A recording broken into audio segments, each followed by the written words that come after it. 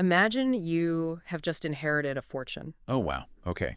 Yeah, I mean, we are talking about a truly life-changing amount of money here, like enough to buy absolutely anything you have ever wanted. Right. You could purchase, a sprawling villa on the Mediterranean coast, or a penthouse in the middle of a bustling city, or even just a fleet of vintage luxury cars. The dream, basically. Exactly, the dream. But there is a catch. There's always a catch. Always. And this is a massive, suffocating catch that comes with the money. The only thing you absolutely must buy, the absolute only place you are allowed to live for the rest of your life, is the very house you utterly despise. Oh, man. That is rough. Right. And you have to buy it. You have to stay there, watching the paint peel and the floorboards creak simply because of what is buried in the backyard. It's just the ultimate nightmare scenario, right? Right. Like masquerading perfectly is a dream come true. Yes, exactly. You suddenly possess the limitless resources to go anywhere in the world, to be anyone you want to be. But you are permanently tethered to this single horrifying spot by your own irreversible actions. And that suffocating trap, it isn't just a thought experiment. It's the exact psychological prison built by a man named Will Marble. It really is. So welcome to this deep dive. Today our mission is to unpack a truly fascinating piece of audio history that simulates this exact descent into madness. We're looking at a classic CBS Studio One radio broadcast. A phenomenal broadcast, honestly. It really is. It's a play called Payment Deferred. And we're coming to you, as always, with that same spirit from the little station on Commercial Street in Atchison, Kansas. Yes, exactly. We want this to feel like a warm evening broadcast because this play was originally written by C.S. Forrester and Jeffrey Dell and directed for radio by Fletcher Markle. And it stars the legendary Charles Laughton. Charles Laughton is just, he's incredible in this. He is. And reading through the transcript and listening to the audio, you are immediately struck by the unique power of radio drama. Oh, absolutely. The director actually sets it up perfectly in the intro. He describes the upcoming hour as, quote, murder as chilling as a scream in a dark room. Which perfectly encapsulates why that specific medium, the theater of the mind, is so incredibly potent. Right. Because when you strip away the visual distractions that we are so accustomed to today with television and movies, you are left with nothing but the raw, unfiltered psychology of the characters. Yeah, you just have their voices. Exactly. It is conveyed entirely through their voices. You hear their subtle hesitations, their sharp intakes of breath, and I think most terrifyingly, the implications of what they're not saying. Exactly. When you don't have a screen showing you the blood or the violence, you are forced to build the sets and the horrors entirely in your own mind. You do all the heavy lifting. Yeah, your brain fills in the gaps with whatever scares you the most. And what I found so brilliant about this specific broadcast is how it completely subverts your expectations right from the jump. It really does. Like, let's unpack the framing device here.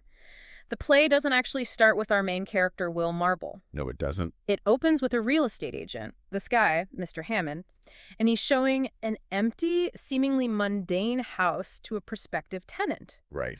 And right off the bat, before the tenant even asks a single question, Hammond says, I suppose I better tell you before somebody else does, there's been murder done in this house. It's such a striking opening.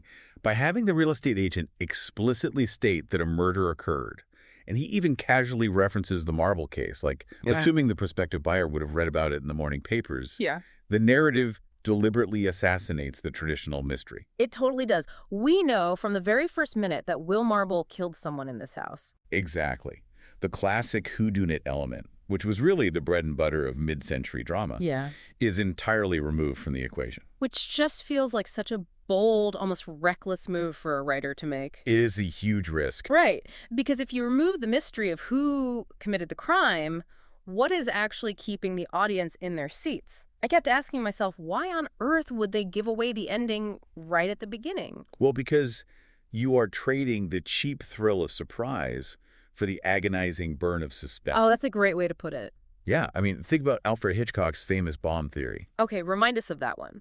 So Hitchcock said if two people are having a mundane conversation and a bomb suddenly goes off under the table, the audience gets 15 seconds of surprise. Right, just a jump scare, basically. Exactly. But if you show the audience the bomb ticking under the table before the conversation starts, they will be on the edge of their seats for 15 minutes, practically screaming at the characters. Oh, wow. Yeah. So by removing the who, you force the listener to obsess over the how and the why. That makes total sense. We are essentially watching a psychological train wreck in slow motion. Yes. Knowing exactly where the tracks end. We know Will Marble is doomed. We know he is a murderer.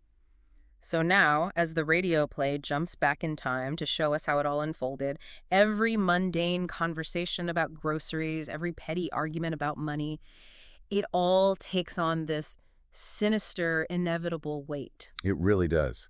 We're essentially watching the anatomy of a crime being assembled piece by piece. And the foundation of that anatomy, it feels like it's just this overwhelming, suffocating sense of desperation. Absolutely. The desperation is palpable. When we flash back to the Marble household prior to the crime, we meet Will.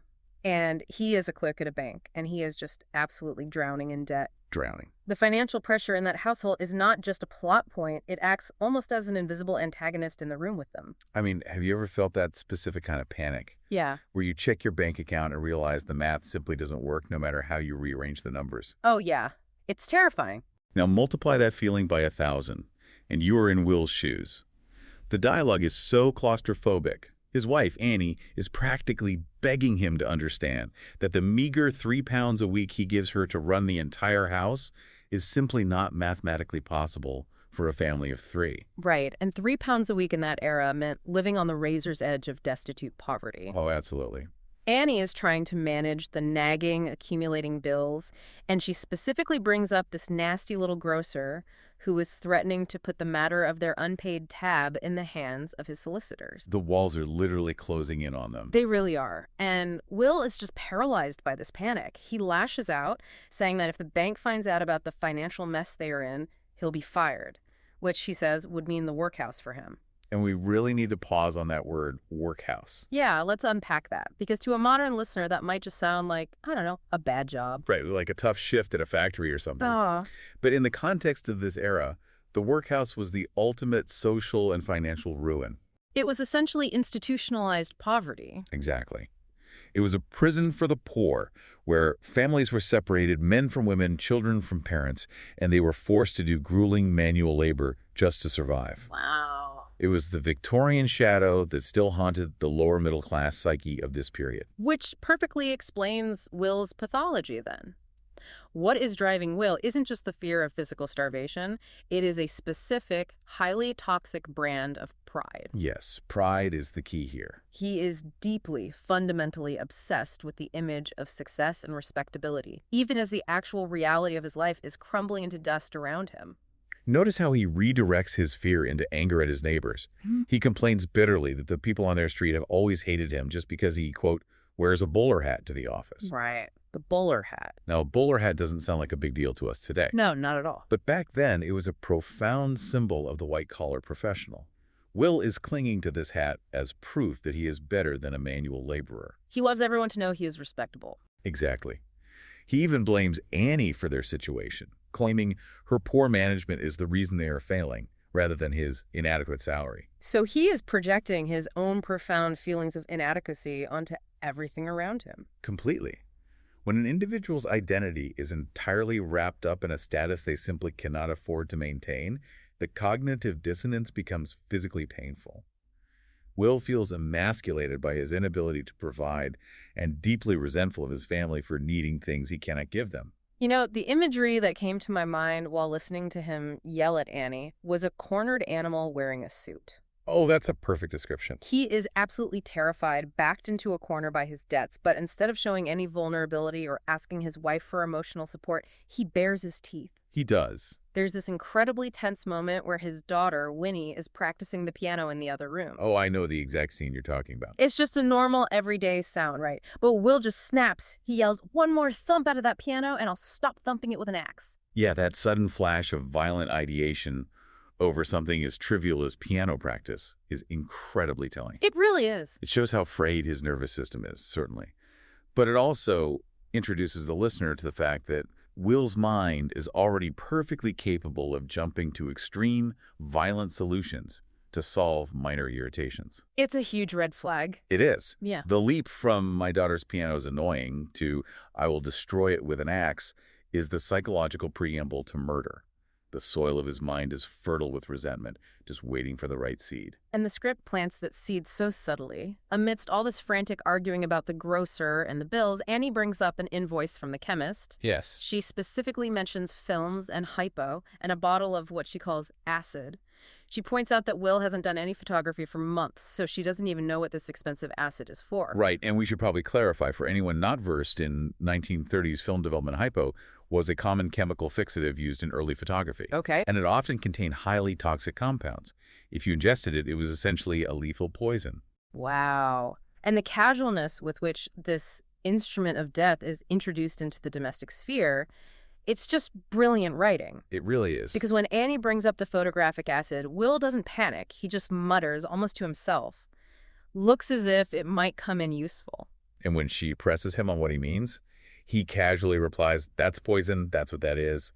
We may need a drop before we're through." You hear Charles Laughton deliver that line and it just makes your blood run cold. Oh, his vocal control is astonishing. He says almost like a dark, cynical joke about ending it all because the debt is too much. But as a listener who already knows how the story ends, you can feel the gears turning in his head. Yes, you can. He's simmering with this impotent rage. He feels the world owes him respect, and the world is currently denying him. And if you look at the structure here, he has established his motive, the desperate need for money. Right. He has established his capacity for violence with the axe comment. Yeah. And he has established his weapon, the photographic poison in the cupboard. The ticking bomb under the table. Exactly. That is the exact psychological state he is suspended in when the catalyst for the entire tragedy literally walks through his front door. Right on cue. Enter the nephew from Australia, Jim Medland. Jim is basically a walking, talking representation of everything Will Marble is not. Yes. Jim is young, he's innocent, he's full of life, having just landed from down under. He's chatting cheerfully about hunting kangaroos. And most importantly, he is loaded. He is so wealthy. The contrast drawn between the two men is stark and immediate. Annie notices Jim's coat is worth a penner if it's worth a penny, which was a staggering sum for their household. Is a fortune to them. And Will, meanwhile, locks his eyes onto Jim's wallet, which is visibly bulging with pound notes. Jim is an orphan, entirely alone in the world, who has come to London to find his only living relatives. And to Jim, this is a heartwarming family reunion. Right, he's thrilled to be there. But to Will, a wounded, starving predator, a very plump rabbit, just hopped into his den. Oh, that's chilling. You can hear Will's demeanor shift the second Jim steps out of the room to fetch his bags. Mm-hmm. Will turns to Annie and whispers, "You leave this to me." I remember that line. He instantly sheds the persona of the cowering, panicked clerk, terrified of his local grocer. He becomes a man sizing up a mark. But Will is not a criminal mastermind. Not at all. He is a bank clerk. And his first attempt to extract money from his nephew is almost painfully clumsy. It's hard to listen to. He gets Jim alone, sends the women up to bed, and immediately tries to pitch him this, opportunity of a lifetime. He tries to convince Jim to buy foreign bonds on margin. Right. And for those of us who aren't day traders, buying on margin basically means you are borrowing money from a broker to buy stock. Okay, so it's a loan. Exactly. You only put down a fraction of the actual cost. If the stock goes up, you make a massive profit. But if it goes down, you owe the broker the full amount, plus interest. It is an incredibly risky financial gamble. And Will tries to sound like this sophisticated financial insider. He claims Jim could make 1,000% profit, and all Will wants is a little commission for generously setting the whole thing up. He is trying to leverage his assumed authority as an older British bank clerk against this young colonial boy. Yeah, playing the wise uncle. But Jim, despite his youth and his innocence, has a robust moral compass. Mm-hmm. He politely but firmly declines. Thank goodness. Right. He tells Will that he doesn't like the sound of it, implying that margin trading doesn't seem entirely straight or honest to him. Which is the absolute worst thing Jim could have said. Oh, absolutely. Because, as we established, Will prizes his respectability above all else. For this kid to imply that Will's brilliant financial scheme is somehow shady or unethical is a profound insult. It strikes at the core of Will's fragile ego. Will's clumsy attempt at a con game fails completely, and his pride takes a direct hit. So when the manipulation fails, the facade drops. It drops completely. Will pivots from the slick, confident salesman to a desperate beggar. He admits he is in dire trouble and outright begs Jim for £100 to save his family from the workhouse. He even attempts to weaponize the boy's orphan status. Yeah, that part was gross. He lays this heavy guilt trip on him by suggesting Jim was sent here tonight by Providence to save them. And Jim still refuses, which, honestly, you can't blame the kid. No, not at all. He's been in the house for 15 minutes. He just met this uncle for the first time in his life, and the guy is already shaking him down for a massive loan while pitching shady stock schemes. It's a huge red flag for Jim. So when Jim holds his ground, Will turns overtly hostile. Jim realizes the situation is toxic, says he is leaving and probably won't come back. Smart move on Jim's part. Right. And Will snaps back that Jim is quite justified in leaving and coldly admits that he, Will, has behaved very badly. Now, this exchange is the crucial pivot point of the entire narrative. Okay, break that down for us. Well, Will realizes that his intellect couldn't trick Jim and his pity couldn't move Jim. The boy is walking out the door, and with him, the only financial lifeline Will has. The opportunity is evaporating into the rainy London night. Okay, I want to stop right here because I don't buy Will's transition in this next moment. Really? Why not? Well, he is furious, right? His pride has been deeply wounded. He just admitted defeat. And Jim is literally walking toward the door. But suddenly, Will becomes incredibly polite again. Ah, yes. He says, I do ask one thing, though. Have a drink with me before you go, just to show there's no ill feeling. And he offers him a drop of brandy. Right. Why on earth would he offer him a drink? That feels like a massive character inconsistency. A cornered, raging narcissist doesn't suddenly want to share a nightcap with the guy who just humiliated him. It looks like an inconsistency on the surface, absolutely. So what's actually happening? If you look at how sociopathy functions when survival is threatened, it makes perfect chilling sense.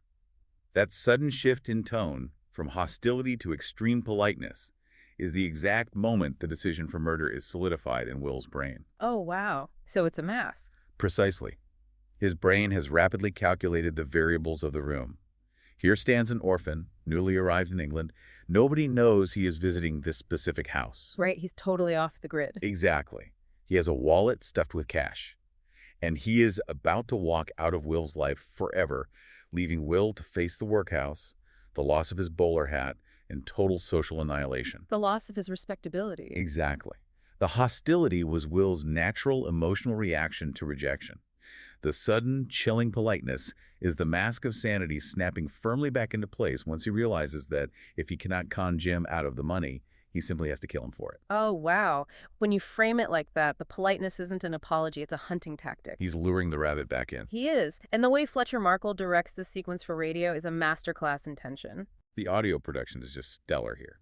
There's a thunderstorm raging outside, which the Philly artists use to perfectly mask the sounds of what Will is doing. Will tells Jim to go look at a wedding photograph hanging on the far wall. Such a mundane distraction. Right. He says, just take a look at this picture while I fetch the drinks. It won't be a minute. You can just imagine the 1950s audience gripping their armrests, staring at their radios, wanting to scream, don't turn your back on him. And the listener is doing all the heavy lifting, which makes the experience deeply personal. We do not need a graphic description of violence. No, the audio implies it all. We hear the casual, polite conversation.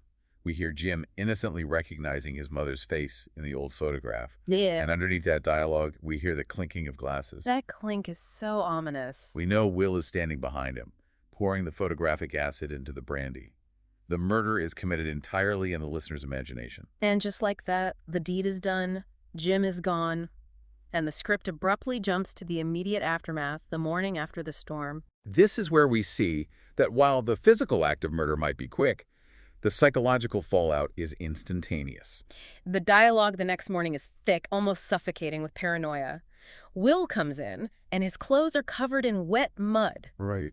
He claims to Annie that he tripped and fell in the dark, muddy street while he was helping Jim find a taxi in the pouring rain.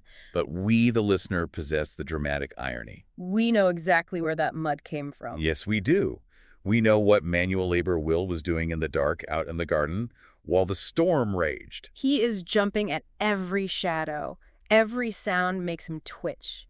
The neighbor drops by, Mr. Hammond, the real estate agent from the flash forward at the beginning of the play. Right, the guy from the intro. Hammond mentions, just in passing, that he noticed Will digging in the backyard early that morning. Will immediately, aggressively deflects. He's so defensive. He blames a stray dog for messing up the yard, claiming he was just filling in the holes. He is already frantically building the walls of his own defense, even when no one is accusing him of anything. But alongside this intense newfound paranoia is the sudden, miraculous change in the Marble family's financial situation. Oh, right.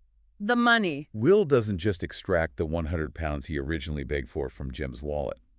He somehow acquires a massive fortune. Yes. 30,000 pounds. Which is astronomical for that time. Adjusting for inflation, it is a staggering, life-altering sum of money. He casually tells Annie that he pulled off a brilliant deal in foreign bonds, claiming he cleared the right side of 30,000 pounds in a single afternoon. And the character shift here, the way Laughton modulates his voice, is incredible. It's a totally different Will. He goes from a breathless, panicked clerk terrified of the grocer to this absolute arrogant tyrant. He declares, that job's already lost me 20 years of being ordered about. I'm independent now. He genuinely believes he has won the game of life. He believes the money has purchased his freedom from anxiety. He tells Annie and Winnie they can have absolutely anything they want, just name it, and he will buy it. He's riding so high. He is riding high on the adrenaline of his newfound power and status. But he is entirely blind to the invisible trap he has just sprung on himself. This is the part that just blew my mind. The house, right. Yes. Annie, hearing that they are suddenly wealthy beyond their wildest dreams and that she can have anything she wants, asks for the one thing she has always dreamed of, a house in the country. A very reasonable request for a wealthy family. She admits she has always hated this cramped, dreary house in the London suburbs. She wants to pack up and leave immediately. And Will, flush with 30,000 pounds in the bank, absolutely, violently refuses. It is the central defining irony of his entire existence. It really is. He committed the ultimate transgression. He took a human life to secure his freedom and his respectability. But shortly after, the landlord sends word that all the tenants in their block have to move out within a month because the owner is selling the properties to a developer. Most wealthy men would just pack up and move. Exactly. But Will panics. He actually goes and buys the entire house. He pays an exorbitant amount to buy the very property his wife hates, just to ensure they never ever have to leave. Think about the mechanics of his situation. It's like swallowing the key to a pair of handcuffs you're already wearing. Oh, that's a brilliant analogy. You ensure nobody else can ever open them, but you guarantee that you are trapped forever. Will is flush with cash, yes, but he is effectively under permanent house arrest. He cannot leave the property. No. He cannot allow a new tenant to move in, or a landlord to do renovations, or even a gardener to plant flowers, because Jim is buried a few inches below the soil in the backyard. His money bought him a literal and psychological prison. He is wealthy, but how does he spend his days? He sits in a chair day after day, constantly staring out the back window at the garden gate, obsessively forbidding anyone to touch the weeds. He built his own cage, and you can see the rust of that cage eating away at his mind. The paranoia just keeps growing. Winnie, his daughter, catches him secretly reading a massive book on medical jurisprudence, specifically the chapters detailing the autopsies of poison victims. He's trying to cover his tracks retroactively. He is trying to anticipate every conceivable angle, trying to figure out how the police might catch him, but in doing so, his behavior becomes increasingly bizarre and incredibly guilty. He is trying to outsmart his own conscience, but the web begins to unravel, and the fascinating thing is, it doesn't unravel because a brilliant detective like Sherlock Holmes shows up with a magnifying glass. No, there's no outside force bringing him down. It unravels from the inside out, simply through the sheer crushing weight of proximity to the crime. The domestic sphere cannot sustain that level of toxicity without it leaking out. It begins with Annie's discovery. Right. So the family decides to go to the seashore for a vacation. Well, Annie and Winnie go. Will stays behind, of course. Naturally. He refuses to leave the house, claiming he needs to guard his investments. While packing, Winnie is sent up to the attic to get a bag. Will had explicitly forbidden anyone from going up there, but she goes anyway. And she finds a mysterious suitcase with a Houston Station label on it. And when she brings it down, Will claims it's his old bag from his early banking days. But he's so defensive about it. He is incredibly defensive, almost snatching it from her. The railway label is significant because it implies travel, arriving from somewhere else, like a ship from Australia connecting to a train. The physical evidence of Jim's existence is slowly bubbling up to the surface. Yes, it is. But the real devastating blow comes when Annie finds a specific newspaper clipping hidden in Will's personal possessions. She finds a small notice torn from the personal column of the front page.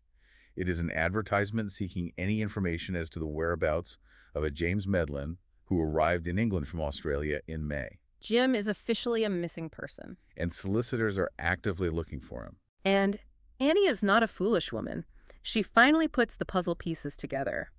The sudden, unexplained disappearance of the young nephew. Will's clothes covered in thick mud the morning after a rainstorm. The sudden wealth. The miraculous, inexplicable appearance of 30,000 pounds in Will's bank account. The strange, forbidden bag in the attic with the railway station label. And above all, Will's terrifying, obsessive guarding of the backyard garden. The confrontation scene is arguably the emotional peak of the drama. It's so intense. She corners him. She doesn't ask if he did it. She states it as a fact. She says, "You murdered your own flesh and blood for money." In that moment, she realizes the horrific truth of what the man she has shared a bed with for decades is actually capable of. She tells him, "You killed him and buried him out there in the rain." Will tries to deny it at first. He tries to rationalize it, saying they needed the money. He says everything's covered and no one will ever know. But the truth is finally out in the open air. The secret is out. And this brings up a huge question for me. If you find out your spouse brutally poisoned their own nephew and buried him next to the patio, what do? You run. You run. You go to the police. But Annie doesn't. This is where the narrative shifts from a standard crime thriller into a profound exploration of complicity and moral decay. It gets so dark here. You'd expect Annie, who has been presented as a highly moral, decent woman, to flee from this monster. But she makes a different choice. She decides to stay and cover for him. Why? I kept trying to understand the psychology behind her choice. It's a complex. Is it the sunk cost fallacy? Is she just so entrenched in this marriage that she can't envision a life outside of it? Or is it the historical context like the 1930s where a woman leaving her husband, let alone turning him in for murder, would face immense social stigma and financial ruin? It is a combination of all those factors, heavily laced with trauma bonding. Trauma bonding, okay. If she turns him in, she loses her husband, she loses her provider, and she becomes publicly branded as the wife of a convicted, executed murderer. That would destroy her daughter's life, too. Exactly. The shame would destroy her and her daughter's future. So she makes a Faustian bargain. She trades her soul and her peace of mind for a grim, horrifying sort of stability. And Will's reaction to her staying is deeply disturbing. He isn't remorseful. He actually tells her it has been a sort of help, having someone else to share it with. He is relieved. He had been carrying this massive psychological boulder all by himself, the terror of hiding the secret, the paranoia, and now he has successfully offloaded half of that crushing weight onto his wife. It is a horrific subversion of the marital bond. It really is. In traditional vows, you promise to share burdens, to support one another in sickness and health. Here they are bound not by love, but by a shared, unspeakable atrocity. It's so twisted.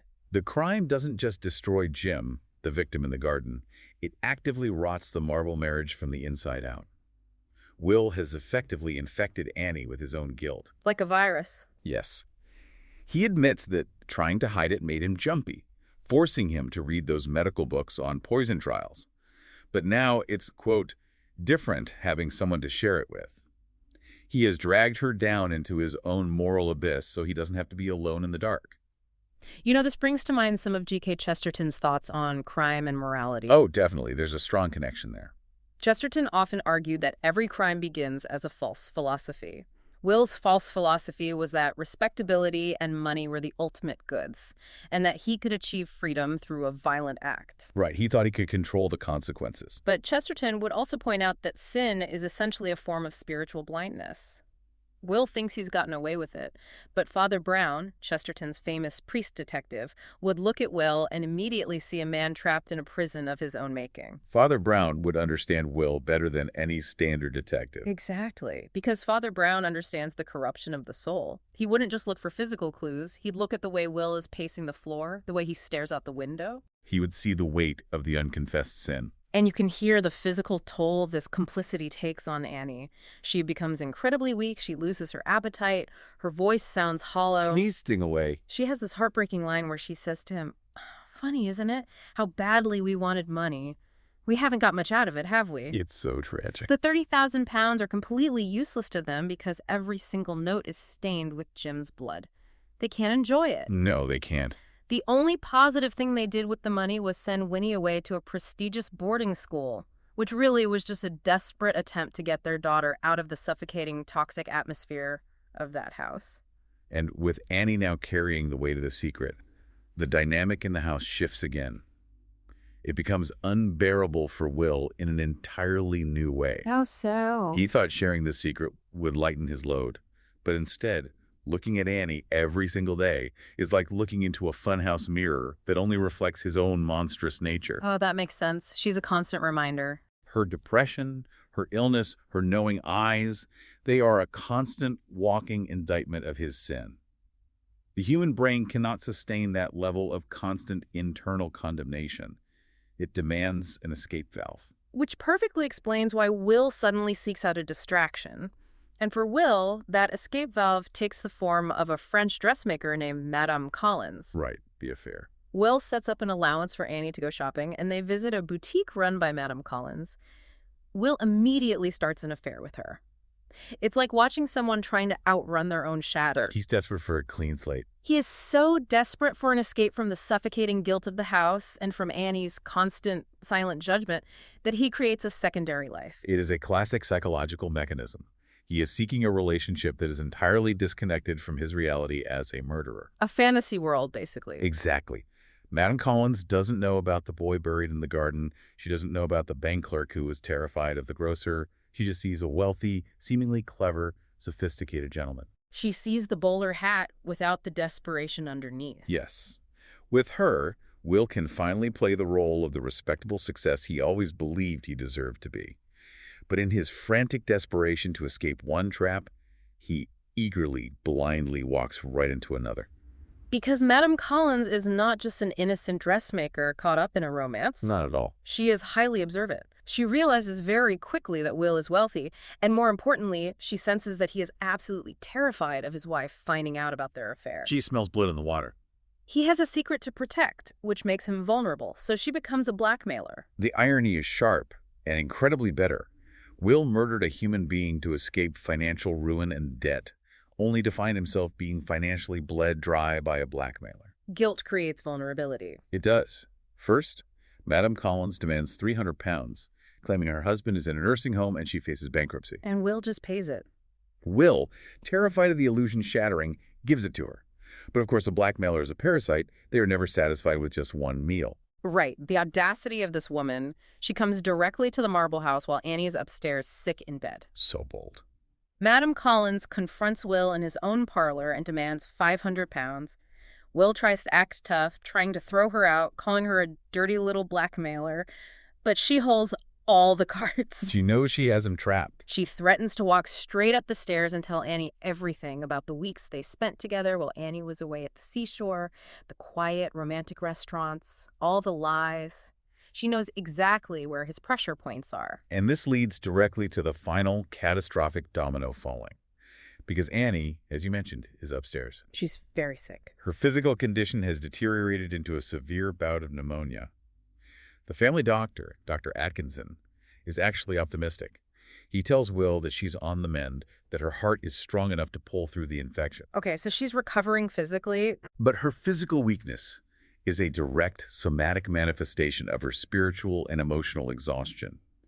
She has been carrying the weight of Will's murder for months. Her immune system is compromised by her conscience. And while Madame Collins is downstairs extorting Will, Annie decides to try and come downstairs. The worst possible timing. She's incredibly weak, but she hears a strange woman's voice in her house. She manages to get down the stairs, and she opens the parlor door just a crack, and she overhears everything. Oh, it's brutal. She hears Madame Collins talking about the afternoons they spent together, the kisses, the blatant betrayal, and she hears Will, her husband, just trying to write a check to pay her off and get her out the door. Imagine the total psychological devastation for Annie in that single moment. Think about what she sacrificed for this man. Everything. She sacrificed everything. She compromised her entire moral compass. She became an accessory after the fact to a brutal, cold-blooded murder. Yeah. She lived in constant fear, staring at a grave in her own backyard, enduring unending psychological torment, all to protect her husband from the hangman. And her reward. Her reward for that ultimate damning sacrifice is to discover that he has been betraying her with a dressmaker. The one thing she thought they had left, their desperate, trauma-bonded loyalty to one another, is revealed to be a complete and utter illusion. It's just crushing. It breaks her completely. It's the final straw. So Will writes the check for £500. He rushes Madame Collins out the back door through the kitchen so the doctor won't see her leaving. Right. He wipes his brow. He thinks he's managed the crisis. He thinks he's successfully put out the fire and saved his respectable image once again. But as he walks back into the main hall, he finds Dr. Atkinson coming slowly down the stairs holding a glass. And this is the climax of the narrative, the moment where all the disparate threads of the story pull tight into an inescapable knot of cosmic irony. The doctor's question. The doctor looks at Will and asks if there's any poison kept in the house. Will, his paranoia flaring, mentions the photographic acid he keeps in the cupboard. The doctor points out that the bottle is now half empty. And the doctor says Annie is dead. She was on the mend, her fever was breaking, she was getting better from the pneumonia, but she has been poisoned with the exact same photographic acid that Will used to kill Jim Medlin months ago. It's horrific. Annie, entirely broken by the revelation of the affair on top of the suffocating guilt of the murder, took her own life. She used the very weapon her husband kept in the house to commit his crime. The narrative symmetry is staggering. Will's casual, cynical comment from the very beginning of the play, "We may need a drop before we're through," becomes a horrific self-fulfilling prophecy. It's not in the way he ever intended. Exactly. And the doctor is completely baffled by the scene upstairs. He tells Will that Annie couldn't have possibly gotten out of bed to get the poison from the cupboard herself. She was too weak. So the doctor suspects foul play. Will admits he brought her a glass of fruit juice earlier, but insists it was clean when he gave it to her. The doctor holds up the poison glass he found by her bedside. The circumstances look impossibly, overwhelmingly damning for Will. So what does this all mean for Will? It means the end of the line. The play ends with a discussion of the subsequent trial. We jump back in time, or forward rather, to Mr. Hammond, the real estate agent from the very first scene, talking to the new prospective tenant in the empty house. The framing device closes. And Hammond explains exactly what happened at the trial. Will Marble was convicted and executed by the state.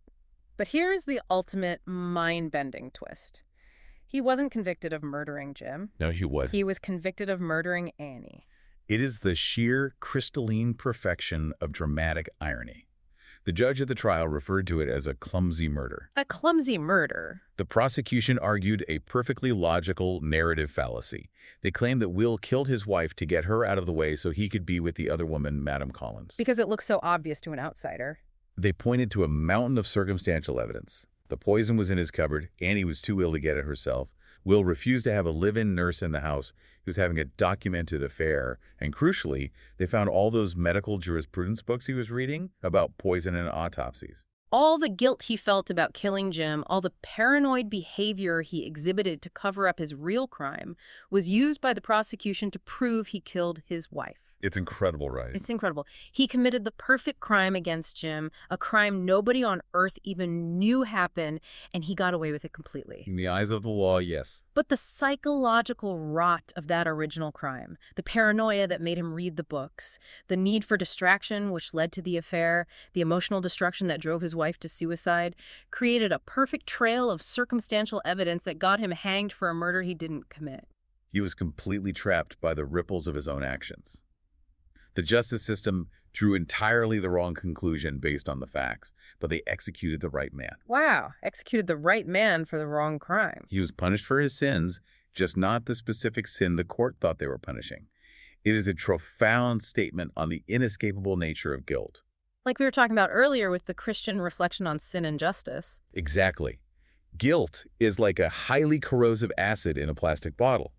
It might not eat through the plastic immediately, but eventually it's going to dissolve the container and spill out, destroying everything it touches. That's a great metaphor. Will thought he could bury his crime in the garden and live a respectable, wealthy life above it.